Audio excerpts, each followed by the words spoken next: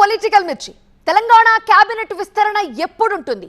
ప్రస్తుతం ఉన్నవారిని తిరిగి కొనసాగిస్తారా, లేదంటే కొంతమందిని తొలగించి వారి స్థానంలో కొత్త వారిని కేబినెట్ లోకి తీసుకుంటారా? ఇక ఖాళీగా ఉన్న రెండు బెర్తులు ఎవరికి దక్కబోతున్నాయి?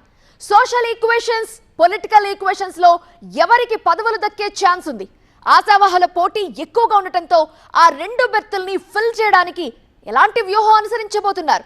ఇంతకీ కేబినెట్ విస్తరణపై అధికార పార్టీలో ఎలాంటి చర్చ జరుగుతోంది? మంత్రివర్గ విస్తరణకి కాంగ్రెస్ అధిష్టానం పచ్చ జెండా ఊపిందా?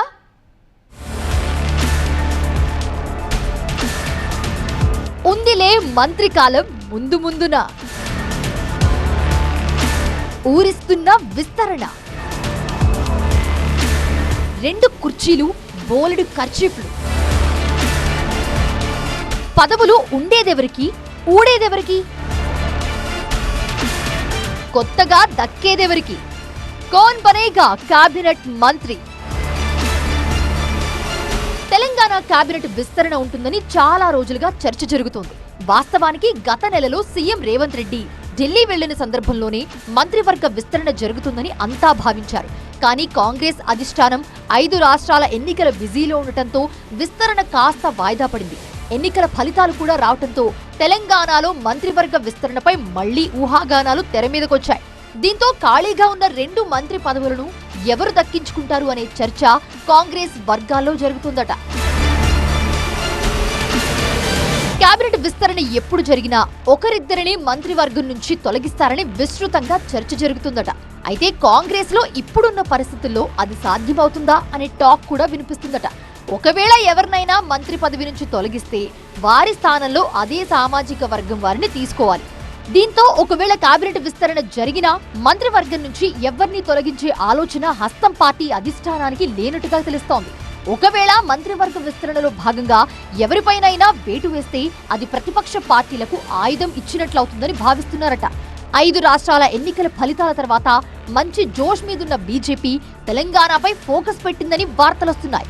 ఈ నేపథ్యంలో ఎవరినీ తొలగించే అవకాశం లేదనే చర్చ కాంగ్రెస్ వర్గాల్లో జరుగుతోందట. ఇక మంత్రివర్గ విస్తరణ వార్తలు హల్చల్ చేసినప్పుడల్లా కోమటిరెడ్డి రాజగోపాల్ రెడ్డి పేరు తెరపైకి రావాల్సిందేనట. తనకు మంత్రి పదవి గ్యారంటీ అని గత కొద్ది రోజులుగా కోమటిరెడ్డి రాజగోపాల్ రెడ్డి చెప్పుకుంటున్నారట. ఒకే కుటుంబంలో ఇద్దరికి మంత్రి పదవులు ఉంటే తప్పేంటి అని ఆయన లాజిక్లు కూడా లాగుతున్నారని సమాచారం. అయితే కోమటిరెడ్డి సోదరుల విషయంలో అధిష్టానమే తుది నిర్ణయం తీసుకునే అవకాశం ఉన్నట్లు తెలుస్తోంది. ఒకవేళ మంత్రి పదవి రాని పక్షంలో కోమటిరెడ్డి రాజగోపాల్ రెడ్డి గుస్సా అవుతారా? ఆయన ఎలాంటి నిర్ణయం తీసుకుంటారు అనేది కాంగ్రెస్ వర్గాల్లో ఉత్కంఠ రేపుతుందట. కాంగ్రెస్ అధికారంలోకి వచ్చాక 11 మందితో రేవంత్ తన కేబినెట్ ను ఏర్పాటు చేసుకున్నారు. ఆ తర్వాత మరో 3 మంత్రివర్గంలోకి తీసుకున్నారు. ఇక జూబ్లీహిల్స్ ఉప ఎన్నిక సందర్భంగా మైనారిటీ కోటాలో అజరుద్దీన్ ని మంత్రివర్గంలోకి తీసుకున్నారు. అయితే మంత్రివర్గ విస్తరణలో ముఖ్యమంత్రి రేవంత్ రెడ్డి మాటకి అధిష్టానం ఆమోదముద్ర వేస్తుందని కాంగ్రెస్ వర్గాలు చెప్తున్నాయి. దీంతో ఖాళీగా ఉన్న 2 బెర్తుల కోసం ఆశావాహులు పోటీ పడుతున్నారు. ఉమ్మడి రంగారెడ్డి, ఉమ్మడి నిజామాబాద్ జిల్లాల నుంచి ఎవ్వరికీ మంత్రి పదవి దక్కలేదు. ఉమ్మడి నిజామాబాద్ జిల్లాకు చెందిన మాజీ మంత్రి, సీనియర్ ఎమ్మెల్యే సుదర్శన్ రెడ్డి సంక్షేమ అభివృద్ధి పథకాల అమలుకు సలహాదారుగా కేబినెట్ మంత్రి హోదాలో ఉన్నారు. మంత్రివర్గ సమావేశాలకు ప్రత్యేక ఆహ్వానితునిగా ఉన్నారు. ఆయన్ను మంత్రివర్గంలోకి తీసుకోవడానికి చాలా కాలంగా ప్రయత్నం జరుగుతున్నా పలు కారణాలతో గతంలో అధిష్టానం గ్రీన్ సిగ్నల్ ఇవ్వలేదట. అయితే ఈసారి కేబినెట్ రేసులో ఆయన పేరు కూడా వినిపిస్తుందట. ఇక మంత్రివర్గంలో అవకాశం కోసం ఎదురు చూస్తున్న మంచిర్యాల ఎమ్మెల్యే ప్రేమసాగర్ రావు కూడా సివిల్ సప్లైస్ కార్పొరేషన్ చైర్మన్ గా బాధ్యతలు చేపట్టలేదు. కేబినెట్ హోదాలో ఈయనకు చైర్మన్ గా నియమిస్తూ గతంలోనే ఉత్తర్వులిచ్చారు. మల్రెడ్డి రంగారెడ్డి, మదన్ మోహన్ రావు, రామ్మోహన్ రెడ్డి కూడా మంత్రివర్గంలో చోటు కోసం గట్టిగా ప్రయత్నిస్తున్నారని కాంగ్రెస్ లో టాక్ వినిపిస్తోంది. ఒక స్థానాన్ని ఎస్టీలకు కేటాయించే అవకాశం ఉందట. దీంతో ఆ కోటాలో కర్చీఫ్ వేసుకుని కూర్చున్నారట దేవరకొండ ఎమ్మెల్యే బాలు నాయక్. మంత్రివర్గంలో చోటు కోసం ఆయన గంపెడాశతో ఎదురు చూస్తున్నారట. ఇక ఎమ్మెల్యే రామచంద్ర నాయక్ ను డిప్యూటీ స్పీకర్ అభ్యర్థిగా ప్రకటించినా ఇప్పటి వరకు ఆ ప్రక్రియ మొదలు పెట్టలేదు. దీంతో ఆయన కూడా కేబినెట్ కలలు కంటున్నారట. వాళ్ళిద్దరూ సీఎం రేవంత్ కి సన్నిహితులే. మరోవైపు కేబినెట్ రేసులో ప్రభుత్వ విప్ ఆది శ్రీనివాస్ పేరు కూడా వినిపిస్తుందట.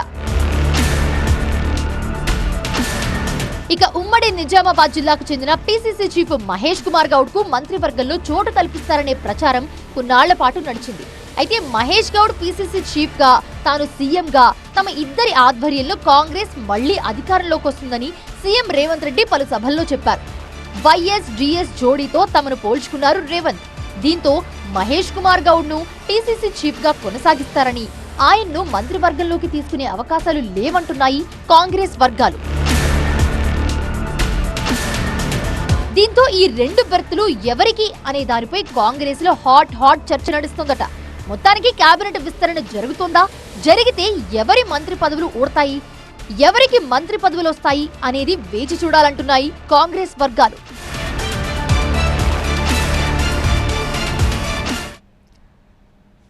కూటమి గాలిలో ఆ నియోజకవర్గం నుంచి ఆయన సుడిగాలిలా గెలిచారట. ఇక నియోజకవర్గ టీడీపీ ఇన్ఛార్జిగా ఉన్న ఆయన గురువు కూడా తనదైన శైలిలో రాజకీయం చేస్తున్నారు. గురువేమో నియోజకవర్గ టీడీపీపై పట్టు బిగించారట. శిష్యుడేమో జనసేన ఎమ్మెల్యేగా చక్రం తిప్పడానికి ప్రయత్నించి వివాదాల్లో చిక్కుకొని వెలవెల్లాడుతున్నారు. అయితే ఈ గురు శిష్యులపై టీడీపీలోని వాళ్ల ప్రత్యర్థులు గుర్రుగా ఉన్నారట. దీంతో ఇన్నాళ్లు విడివిడిగా రాజకీయం చేసిన వాళ్ళంతా కలివిడిగా కలిసిపోయారు. నియోజకవర్గ టీడీపీ ఇన్ఛార్జికి వ్యతిరేకంగా ఒకే తాటిపైకొచ్చి పావులు కదుపుతున్నారు. వీళ్ల గ్రూపుల గోలతో క్యాడర్ కుంగిపోతోందట. ఇంతకీ ఏదా నియోజకవర్గం, ఎవరా నేతలు?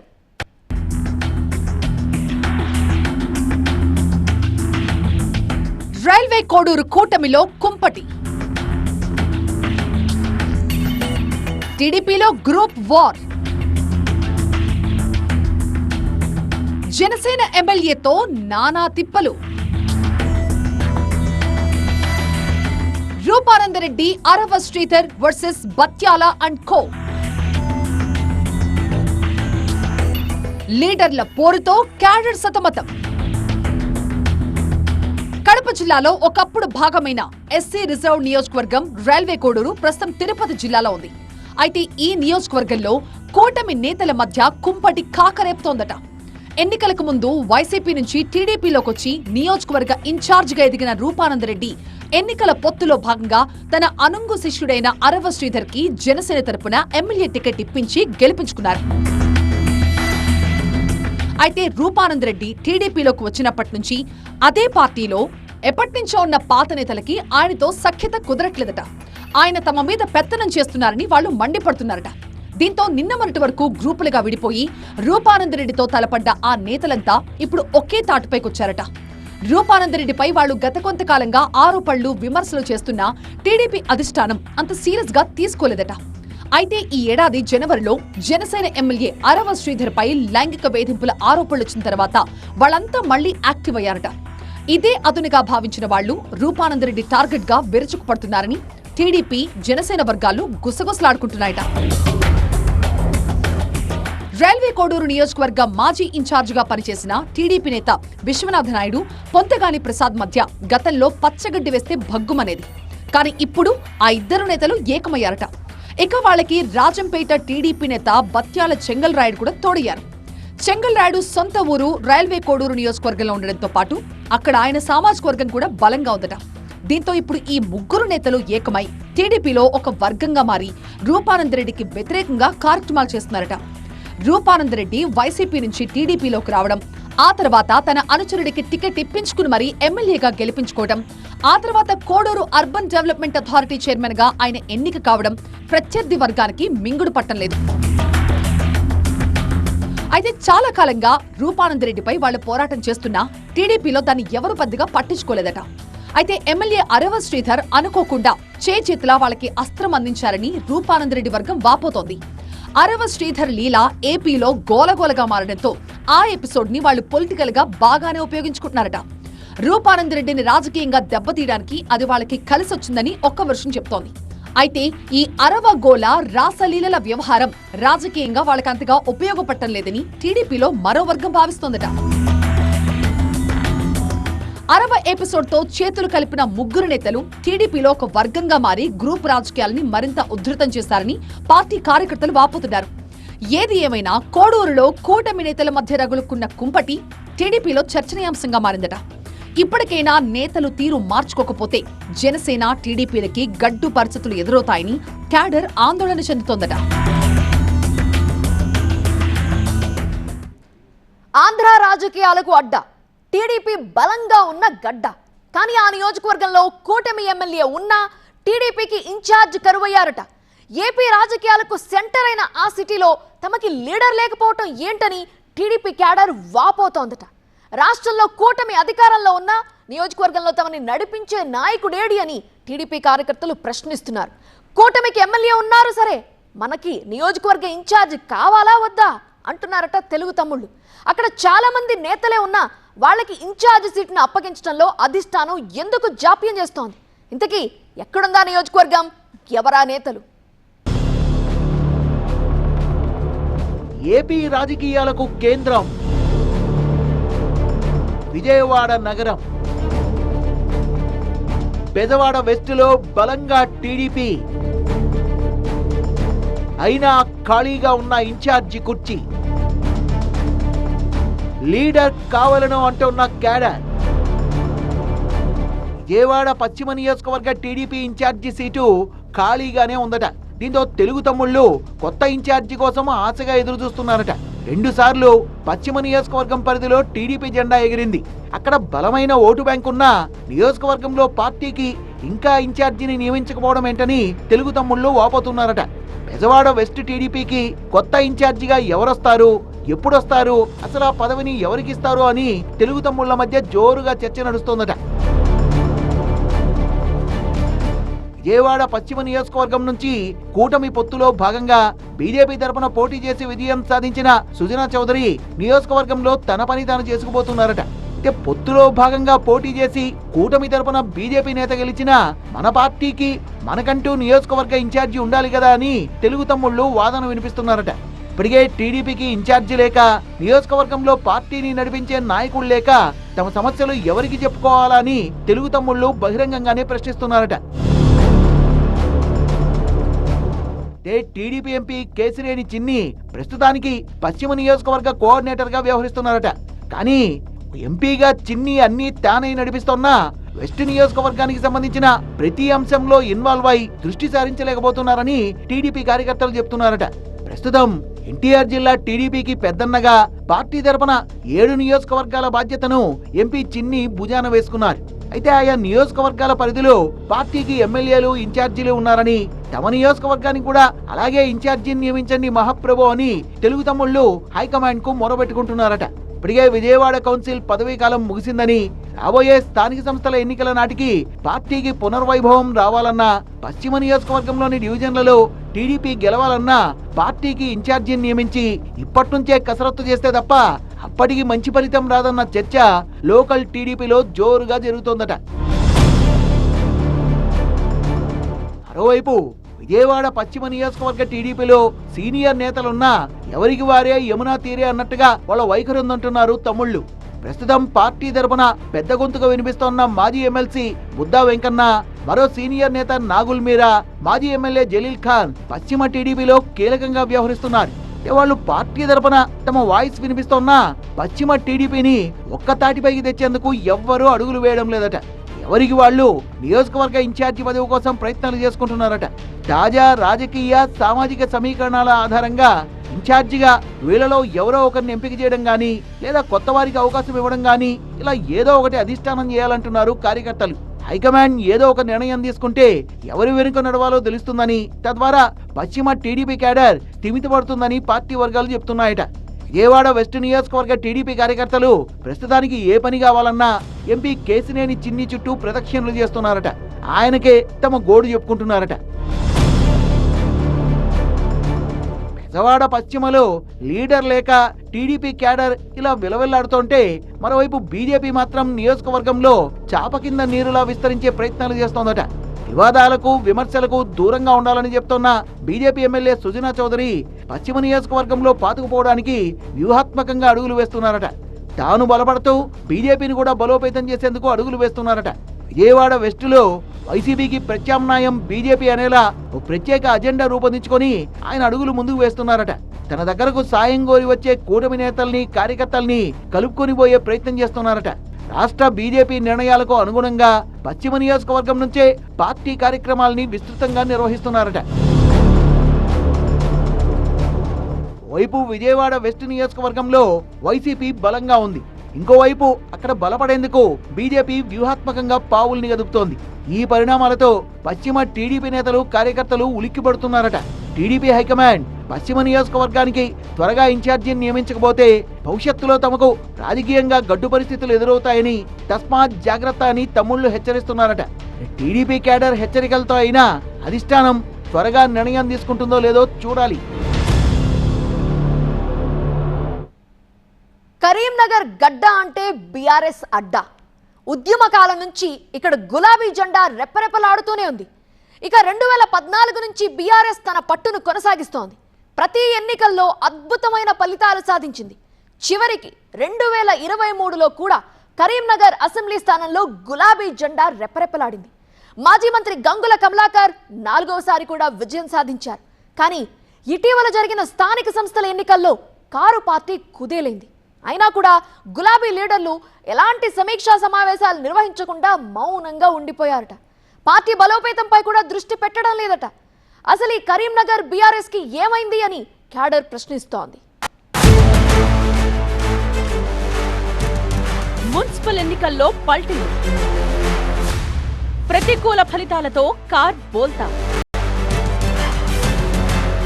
అయినా పట్టించుకొని గంగుల కమలాకర్. ఈ కరీంనగర్ బీఆర్ఎస్ కు ఏమైంది? కరీంనగర్ అసెంబ్లీ స్థానంలో 2014, 2018, 2023 ఇలా వరుసగా బీఆర్ఎస్ విజయం సాధిస్తూనే ఉంది. గులాబీ పార్టీ తరఫున గంగుల కమలాకర్ వరుసగా విజయాలు సాధిస్తూ తన పట్టును నిలుపుకుంటూనే ఉన్నారు. 2014 తరువాత జరిగిన స్థానిక సంస్థల ఎన్నికల్లో బీఆర్ఎస్ క్లీన్ స్వీప్ చేసింది. 2 సార్లు కరీంనగర్ కార్పొరేషన్ ను కైవసం చేసుకుంది. కరీంనగర్ అసెంబ్లీ పరిధిలోని పంచాయతీ, ఇతర స్థానిక సంస్థల్లో కూడా తన హవాను కొనసాగించింది. అయితే 2023 సార్వత్రిక ఎన్నికల తరువాత జరిగిన సర్పంచ్ ఎన్నికల్లో బీఆర్ఎస్ కి గట్టి షాక్ ఇచ్చారు ప్రజలు. ఆ తరువాత జరిగిన కరీంనగర్ మున్సిపల్ కార్పొరేషన్ ఎన్నికల్లో కూడా బీఆర్ఎస్ గట్టి పోటీ ఇవ్వలేకపోయింది. కేవలం 9 డివిజన్లలో మాత్రమే విజయం సాధించింది. ఇక మేయర్ ఎన్నికల విషయంలో కూడా ఆ పార్టీ అయోమయం, గందరగోళంగానే వ్యవహరించిందట. తమ కార్పొరేటర్లతో 2 రోజులు క్యాంప్ నిర్వహించి తరువాత చేతులెత్తేసింది. మేయర్ ఎన్నికల విషయంలో బీజేపీకి పరోక్ష మద్దతు ఇచ్చినట్టు కూడా జోరుగా ప్రచారం సాగింది. దానికి తగ్గట్టుగానే కాంగ్రెస్ కూడా విమర్శలు చేసింది. ఇటీవల జరిగిన ఎక్స్ అఫిషియో ఎన్నికల్లో కూడా బీజేపీకి గులాబీ పార్టీ పరోక్ష మద్దతిచ్చిందని కాంగ్రెస్ నేతలు ఆరోపిస్తున్నారు. అంతేకాకుండా మున్సిపల్ ఎన్నికల్లో బీఆర్ఎస్, బీజేపీ మ్యాచ్ ఫిక్సింగ్ కు పాల్పడినట్టు మొదటి నుండి కాంగ్రెస్ తీవ్ర ఆరోపణలు చేస్తూనే ఉంది. అన్ని ఎన్నికల్లో వరుసగా పరాజయాలు మూటకట్టుకున్నారు.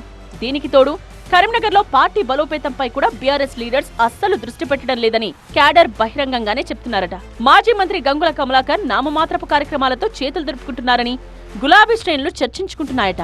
ఆయన అటు కాంగ్రెస్ పై, ఇటు బీజేపీపై ఎలాంటి విమర్శలు చేయకుండా మౌనంగా ఉండడాన్ని బీఆర్ఎస్ శ్రేణులు తప్పుపడుతున్నాయట.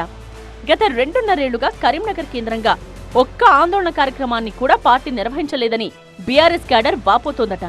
ఎప్పుడు దూకుడుగా ఉండే గంగుల కమలాకర్ సైలెంట్ అయ్యారని ప్రచారం సాగుతోంది. పార్టీ క్యాడర్ను కూడా ఆయన సరిగా పట్టించుకోకపోవడంతో వాళ్లలో నైరాస్యం అలుముకుందట. ఈ పరిణామాలతో తమకు పట్టున్న కరీంనగర్లో పార్టీ బలహీనమవుతోందని, బీజేపీ బలం పుంజుకుంటోందని గులాబీ క్యాడర్లో చర్చ జరుగుతోందట. మున్సిపల్ ఎన్నికల్లో బీఆర్ఎస్ సరైన వ్యూహాన్ని రూపొందించకపోవడంతోనే సరైన సీట్లు రాలేదని ఆ పార్టీ నేతలు చెప్తున్నారట. జిల్లా కేంద్రంలోనే పార్టీ పరిస్థితి ఇలా ఉంటే అది మిగతా సెగ్మెంట్లపైన కూడా ప్రభావం చూపుతోందనే చర్చ సాగుతోందట. అయితే గంగుల అనుచరులు మాత్రం బీఆర్ఎస్ బలోపేతం కోసం తమ నాయకుడు పనిచేస్తున్నారని చెప్తున్నారట. ఇటు రాష్ట్ర ప్రభుత్వం, అటు కేంద్ర ప్రభుత్వంపై కమలాకర్ తనదైన శైలిలో విమర్శలు చేస్తున్నారని వాళ్లు సమర్థిస్తున్నారట.